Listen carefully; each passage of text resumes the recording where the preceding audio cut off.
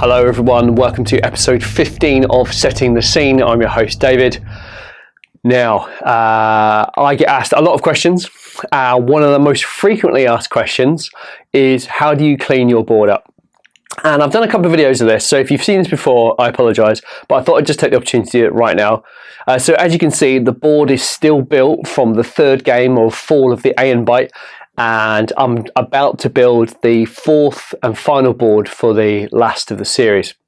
So if we cast our mind back quickly to the last episode, Boris and we started filming the game at about 5:30, 5:45 I think it was, and we didn't finish till about 12, and Boris wouldn't have got home till about 1 o'clock in the morning. So that was last week, and obviously as soon as Boris left, I shut the door and I went straight to bed, and I haven't been in here since. So everything is set up as it was, 12 o'clock a week ago. So I haven't done anything. I haven't even moved models, haven't tidied anything up. So it's all completely as it was.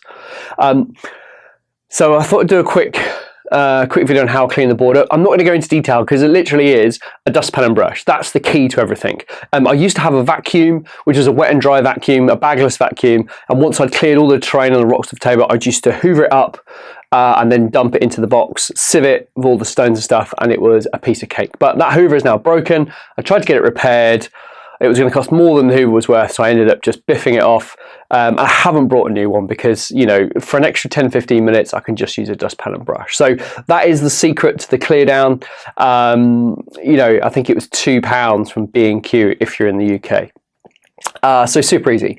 But what I'll do is I will speed this up, and essentially I'll be left with a completely blank board, and that's how I approach every single board build. They are blank, and then it just pops into my head. I have a rough idea about how to build the board for the final game. It's going to be extremely open, very, very little terrain, and hopefully that will demonstrate the desperate struggle between the Imperial Fists and the Word Bearers, and will finally reveal what the Word Bearers have been up to in the final game. So really excited for that. It is, what day is it today? It's Wednesday today. Boris is due at 6 o'clock, and I think it's about 1 o'clock now. So I've got 4 hours to clean this down, prep the list for the Word Bearers, which I haven't done yet. I haven't seen Boris's list either. We've just talked roughly about what we were going to include in each other's forces, but I haven't nailed the list down yet. I've got to build the board, got to do everything prep ready for 5 o'clock. Lots to do. I will crack on, I will speed this up, and then I'll come back to you with the board build for Fall of the Aeonbite, episode 4.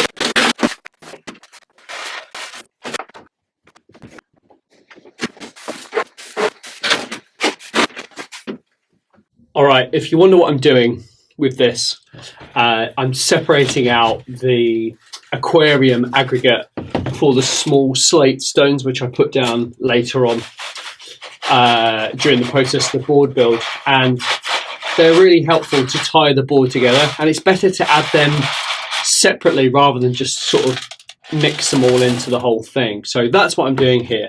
And to make the sieve, all I did was I drilled some 5mm holes in a Tupperware container, and as you can see, it just sits on there. So it's not very glamorous at all, but it's just what you need to do to get the aesthetic of the channel, whether you love it or hate it. You know, it's just one of those facts, and it is a real pain, but it's just what I'm gone with. So we're nearly there now, though, and to be fair, this next board build will need logos anyway. So what I'm going to do is, and you'll see that in a second, I'm just going to brush a lot of it off to the sides, then I'm going to put a 4x4 down in the middle, then fill from the edges. So I probably won't need to get rid of all of this before I build the next board. But anyway, I do need to separate out the little fragments of stone. So I'll continue doing that, and then you'll see what I mean as the video goes on.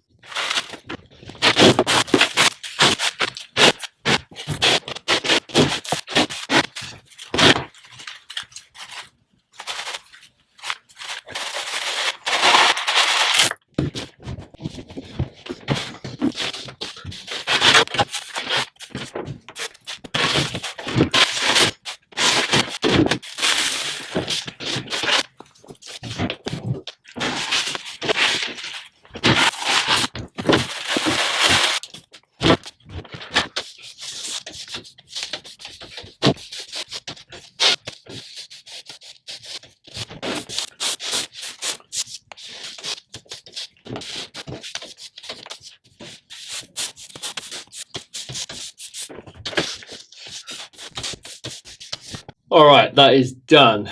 You can see I've just left a bit on each side, probably 12 inches, because, you know, I've got a 4x4 to go in the middle and then the bits on the outside. So that is it. It's not very exciting. And yes, the vacuum did make my life so much easier, in particular when it comes to these bits at the edges. You know, you just hoover them up and then tip it into the box. It's so much easier.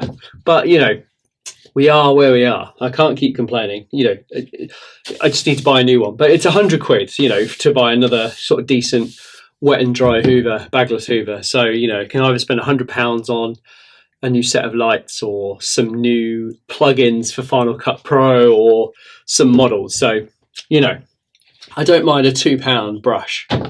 All right, that's it. I will now start to build the board for episode 4 of Fall of the Aeonbite. Okay, we're ready to go. Right, first things first, we are going to use a Realm of Battle board, and I'm only going to use the 4 hill sections from the kit. The reason for that is I want to create a sort of slight hill, I guess, because we're playing the ambush mission type, which we all know is a massive pain, because, you know, you deploy in the middle and then your opponent comes in the outside. But I think it's very fitting for this mission, and the word bearers will be in the center of the board, trying to recover a relic from a little building that's on there. So that's the plan. But this building is fairly fortified, which you'll see in a second as I build that. Now, I did think I'd have to use these plastic clips, but the reason for that is because my baseboard for this 6x4 is slightly warped, because I keep putting heavy rocks in it and slightly damp sand. So over the last sort of year and a half, it's just slightly warped, and that was because I didn't put enough supports underneath the table. But I do have a plan for a new Mark II version of a board, but I can't build that just yet because there are, without going too detailed into my personal life, there's a few plates spinning at the moment, and I need some of them to come to rest before I can move to the next level with the channel, because there is a next level. I don't want to give too much away, but it can't happen just yet because there's quite a lot of plates spinning, as I said. So anyway, there is a Mark II board coming, as I mentioned, just not yet. Now, I want to make sure that this is in the dead center, so I'm going to give it a quick measure. We're an inch out. That's not bad for plonking it down. Oh, it's quite tight actually, which is no bad thing. It keeps it all in check and together, doesn't it? Half an inch. Let's give it a little push.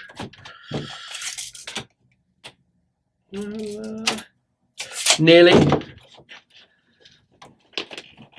I think I am going to be a massive pain and move the orientation of the board, because Deployment comes from the enemy, comes from deployment. So the Imperial Fist will come from the shorter table edge, if I remember the mission correctly.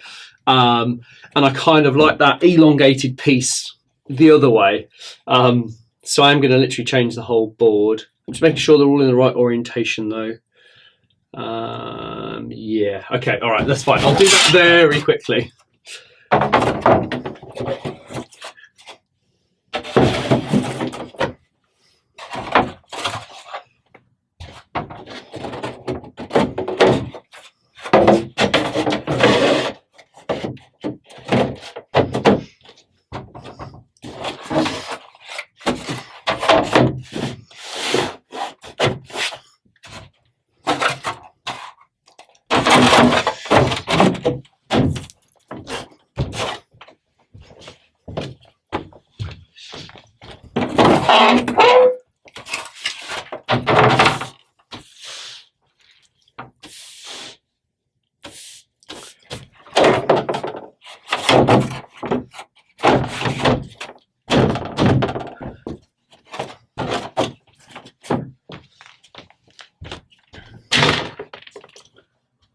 All right, we've got it. So it's in the orientation that I want now.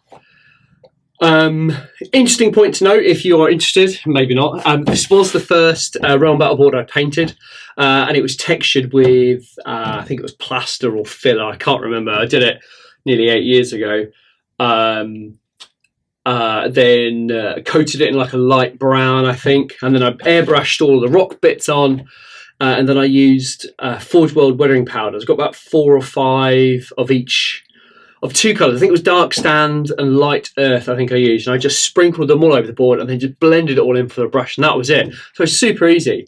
And then if you remember when the Thunderhawk wasn't cut from the tile, I painted that the same. And then eventually I decided to cut the Thunderhawk tile up and then I kind of scattered it around. So you may have seen that way back when.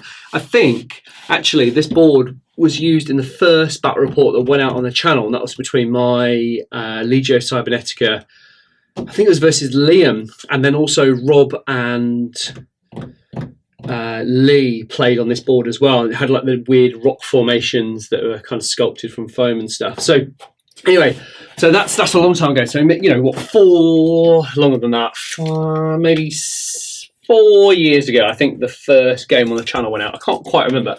I've got a feeling it was like a September 2017 sticks in my mind. I don't know why. Maybe 2016. Doesn't matter. I'm waffling. So sorry. One thing you might be asking yourself, well, David, hang on a minute. You know, you've had black sand for the board, and now you're using like a deserty type theme. And yes, in an ideal world, I would have another Realm of Battle. And it would just be like a black or grey. I've sold a load of Realm of Battles recently to friends and various other places. So I've only got 3 downstairs now. I think I had 10 at one point. So I got rid of all those because the channel moved from Realm of Battle boards to this loose aggregate live battlefields. That's the word I've used. So I haven't got many of these left. So in an ideal world, this would be painted black or grey, and then we'd then put stuff on the top. But I just love the shape of these hills, and you don't see them very often, and they're just really great to put a bit of drama and a bit of excitement into the board. And by the time I filled this with stuff, you'll never know. You won't see it. So the plan is there's going to be a green building here, I think, and then the whole perimeter is going to be rimmed in the Forge World defense barriers. I love those pieces of terrain. They are so cool, so simple and blocky, and I think they're perfect for the Horus Heresy. And that will go around the perimeter, and then there'll be a couple of crates, and that's it. Both sides will be completely open. And maybe a rock or 2. I haven't quite decided yet. So it's a really simple board build. I think it will take a while, though, because the sections are a real pain to fit together. So you need quite a lot of them to get the shape of this perimeter. So it's not an easy build. Originally, I had a piece of Foamex board that was the exact shape of this, and it was all cut, scored tiles into it, and that was really great for this sort of thing. And then the perimeter would sit on the top. I think that's been broken or destroyed now, so in an ideal world, I would rebuild that and put that straight on top, and then you've got like a checkered floor, like it's been concreted over or whatever, and then the installation is built on top. But I haven't got that anymore, and I am running out of time today, so it's not something I can knock up, and I haven't had time all week because I've been painting Zoe Mortalis. So excuses, excuses, excuses. I know that's just where I am, but I will fill this in with the aggregate because I want it to feel like this little building here has been sat here for decades, and the sandstorms have just kind of, like you get in Egypt, there's civilizations under the sand that have disappeared for hundreds of years, thousands of years maybe. And I kind of like the idea of that. And then all of a sudden the word bearers come up, and then mysteriously the prevailing wind has kind of blown out and revealed this kind of location where this artifact is inside the building. So although there is no physical artifact, there's no physical representation of what the word bearers were after, the mission is built around that. The word bearers have finally located this location, and that's what they've been looking for. The Imperial Fist have got wind of this, and they've converged on this point to try and wrestle it from the word bearers. We might do a 5th game, maybe in a couple of months' time. Quite a big game, perhaps, to kind of do a final farewell. But this game was only originally designed for 4 episodes, and this is kind of the last one. So if we do something later, great, but don't hold your breath because there's a lot of stuff going on. All right, I've talked far too much. I will now put the perimeter around this raised section. I've got everything I need for the first stage. Now, I am going to break one of my golden rules, and that's the traffic light rule. The word bearers are red. The Imperial Fists are yellow or amber, and the building here is green. And I don't like the 3 together because it reminds me of a traffic light. Probably doesn't bother you guys, but it really bothers me. But the main reason is these are really, really hard to get hold of. They're the riser patterns which came out for the Kill Team box. I do have 3 in total, but I've painted all 3 of them green for another project that will come. I'm not going to tell you what it is because I don't want to promise you anything, but it's for a project that's coming, and I needed to get hold of a load of these in green for the look of the board that comes next. But they're just incredibly hard to get hold of, and I was really lucky to secure 2 more. Bought 1 brand new from Games Workshop in Nottingham. I got 2 online, which was really great, and I've been trying to get a 4th and a 5th one. But they're going for £100 a box, and that's a complete box, Kill Team box.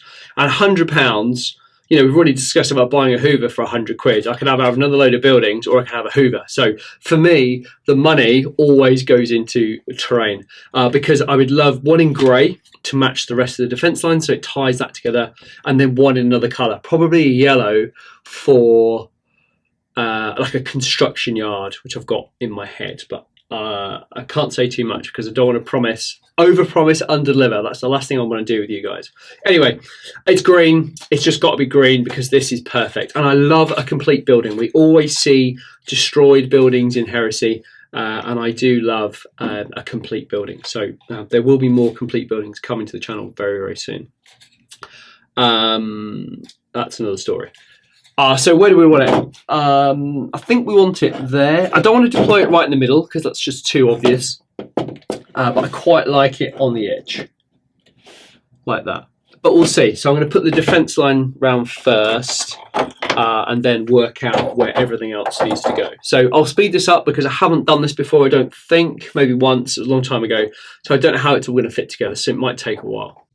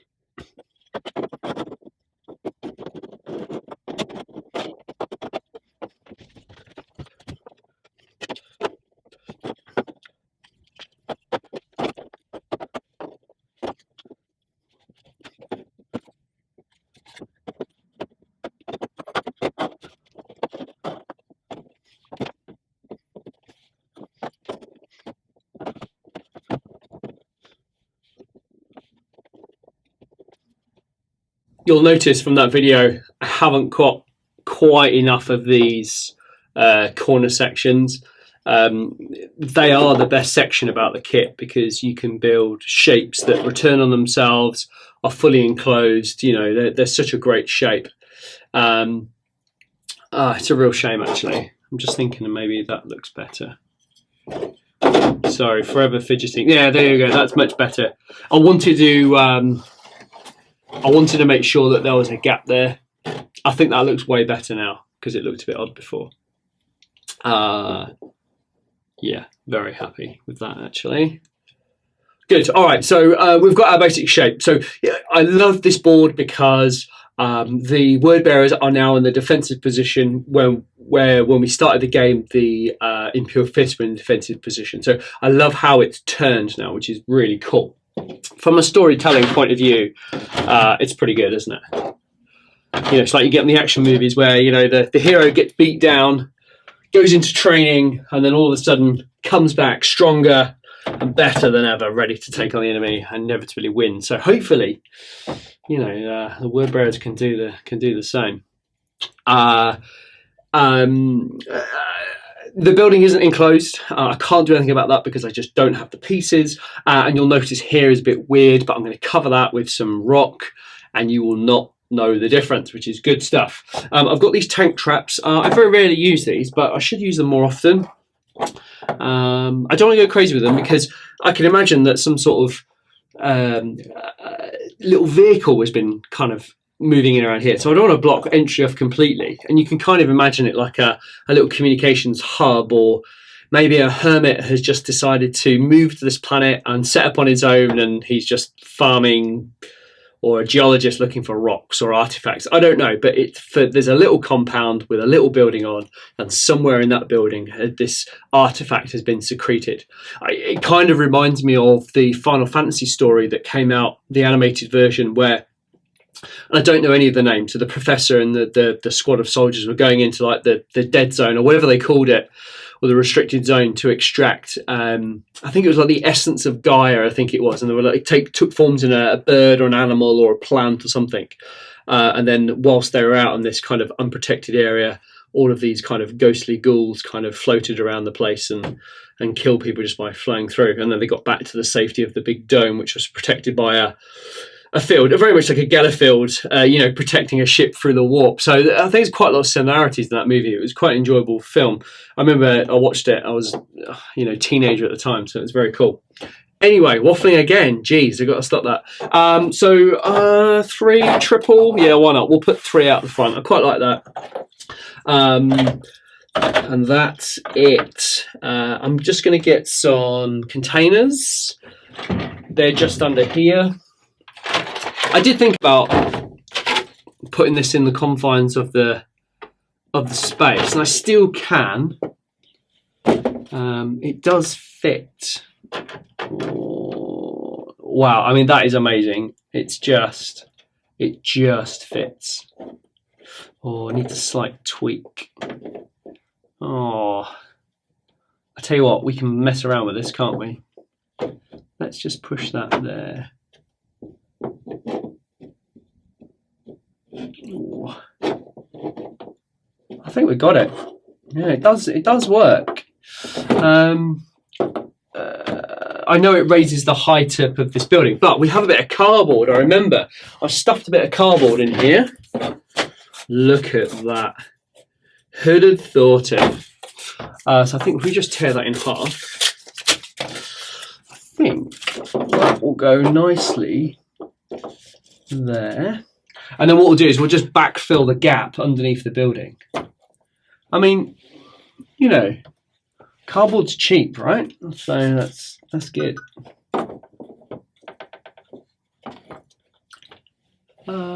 Yeah, it is a bit of a gap, but we're okay with that. I don't know whether it needs it or not. I don't know. I think we'll keep it in. It doesn't look too bad, so we'll keep it in. If it's really terrible, I'll just pull it out and then we won't use it. Next, we're just going to deal with this piece along here. So I think we're going to use a crate, as always. And I'm going to use a grey one just to tie the thing together. Yeah, that'll do.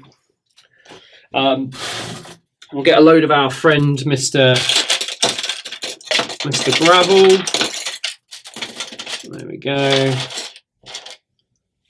Then we'll put some aggregate on there, and then that's that finished. So really pleased with that piece. We could always, if we wanted to, we could put some some barrels or something a little bit later on, just to detract the eye from it. But we're not too bad so far. I think that's it, really. One thing I'd love to do is, on top of this building here, there's a couple of different kind of locators to put stuff on, and I've got a couple of the Damocles Command Rhinos satellite dishes for terrain pieces, and I've been meaning to build one and paint one, but it looked really good on there to kind of show that it's got a little communications array. But again, you know, Death Guard, Zone Mortalis, lots to paint, so it's at the back of the queue, unfortunately. But those little extra touches would be really cool just to place on there. But here we go, you know, time, effort and money, as I always say. Other than that, I'm going to now deal with the sides, because obviously we've built a 4x4 and we've still got another 4x1 piece at the end of the board, because obviously paying on a 6x4, and that is literally just going to be backfilled with aggregate with a few rocks thrown in. So I'm going to pop some rocks down, and then we'll get on to pouring the aggregate. Now, when placing these rocks, there is no particular way of placing them. They're just going to be completely random. But what I want to do is I want to try and place them in such a way that it helps me to disguise this line here. But of course, we don't want to put rocks only on the line, because then it shows that there's a line in the board. So we don't want to do that. And again, as I mentioned in the last one, you know, it's going to be like an iceberg. 90% of these are going to be completely covered up, so with only a little bit poking through. So what I'll do is I'll put the thicker ones in the shallower pieces, and then the deeper sections rather, and then the smaller rocks I'm going to place on top. So ultimately, the amount of rock poking through will be virtually the same. Hopefully, that's the plan. And the rocks as well, they kind of match the colour of the rock that I've painted. It's not quite, I mean, they're much lighter, but you know, it's well beyond the realms of possibility, or well within the realms of possibility rather, that the two are connected.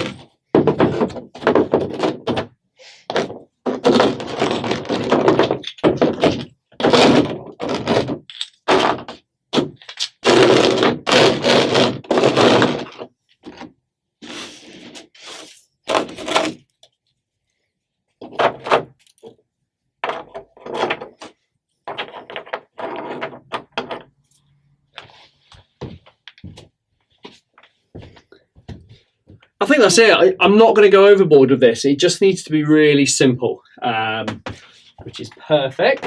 So now we're just literally going to go on to pouring all the aggregate on. You've seen this before. It's totally boring. I apologise for that. Oh, that is heavy. And our aim is to obviously cover all of the orange in that board. I'm not saying it's going to be perfect, but I think it'll be pretty close.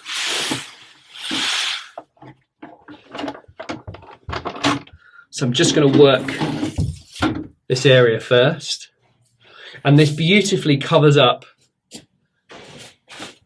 all of these gaps along here. What I'll do is I'll just quickly turn the other camera on and show you how that all goes in together. As you can see, I can just move the aggregate into place and heap it against the defence line, and you get this really lovely kind of tide barrier against the defence barrier there. Tide line, sorry. Also, I want to obviously make sure that these rocks are poking through, but if I don't like them, I can just replace them with a the normal rock, and then that's that done. And we will put some smaller rocks around it to kind of blend it all in together. But you can see that it's quite thick and it does stay in position, which is perfect for what we're trying to achieve. Can make it a little bit deeper. It's actually probably too much over this side, but it's not a bad thing because you can always take it away. It's not like paint where you put too much on, there's not much recovery from it. So you start with a little and then make a lot. Where with this, you can just start with as much as you want, and then it can all be just peeled back as much as you need it to. We can get some really great shapes by sort of contouring the aggregate. Works so well.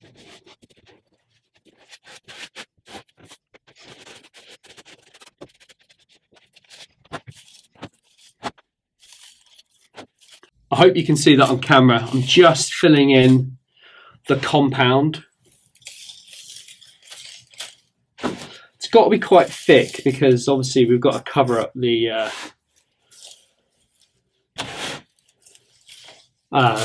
orange of the board below it. But like I said, you know, this is has only recently been discovered or revealed itself, and so it kind of lends itself to have heavy deposits of this sand. And we'll put a lot more on here, but for the moment I'm just trying to get some good coverage. Again, heaping it up against the defence lines. I'm going to put the tank traps on last, I think. It just makes it easier. They'll be really easy to blend in later on.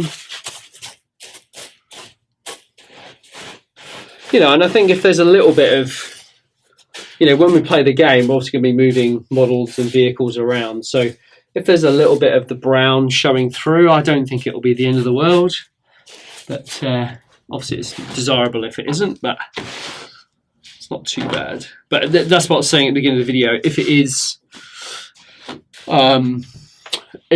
the same colour as or at least a dark colour, you won't need to worry about it so much. But anyway, if I get time, I might repaint one of the Realm of Battles, but it's not high on the list right now. And again, the same thing, we're just going to blend this edge in, which it does beautifully. Got quite a lot over here, so I'm going to redistribute a lot of it. And into the foreground here, just to cover up these rocks and this bit of Realm of Battle underlying there. There we go.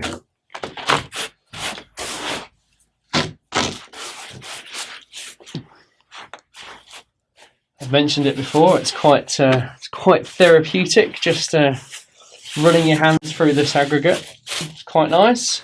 One of the things I just want to do, I just want to reveal, if I can, some of this rock underneath. Maybe not all of it, but definitely some of it.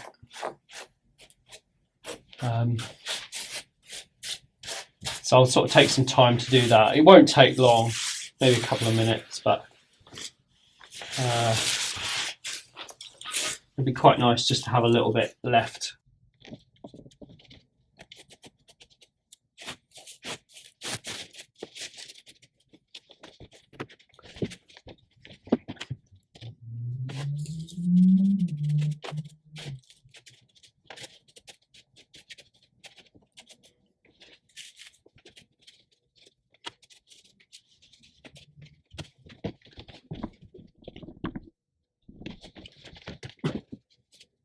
Nearly there.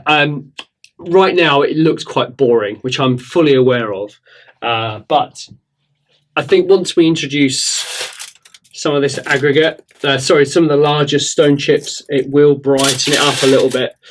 And you know, and let's not forget, once we've got the two armies on the board, it'll look a lot brighter and less boring, because there's obviously, you know, it's designed to look a little bit desolate and a little bit unfriendly.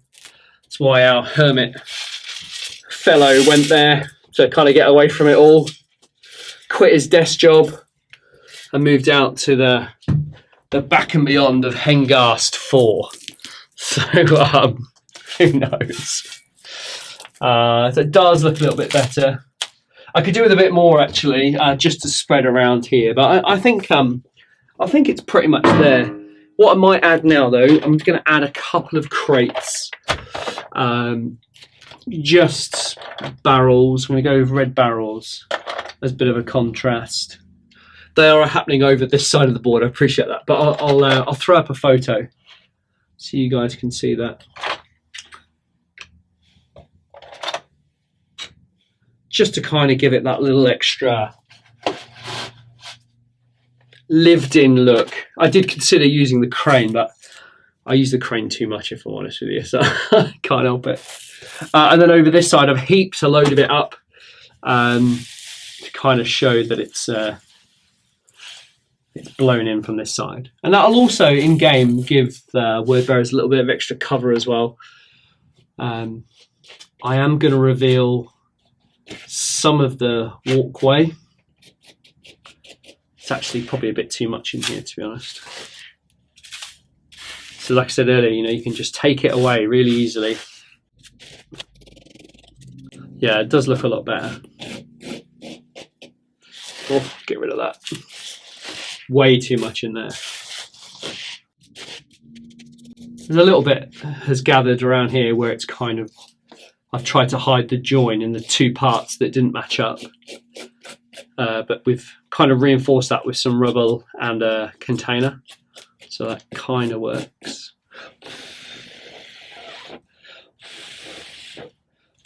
Ah, that's way better. Much, much better. Yep, a little bit over there. That's enough, I think. I'm going to nick some stones from over here. That's better. A little bit from there. Cool. All right. That, I think, is done. It's very sparse. That's what we're going for. It looks barren. It looks like a little installation. Would I change anything about the board? Yes, I would. I would have made a better go at the floor, 100%. And I would love to have had that little satellite, which I spoke about earlier, that little satellite dish. I think it would just help tie the story off really nicely, like a remote station. You know, like I said, some guys are ready to quit his job and or her job and move to the wastelands of the planet. That's it. I really hope you've enjoyed this. Super quick, super simple. And I think it'll make a great game for the word bearers and the Imperial Fist, and a great fitting end to Fall of the Aeonbite. Thank you so much for watching. I'll include a load of photos in this video.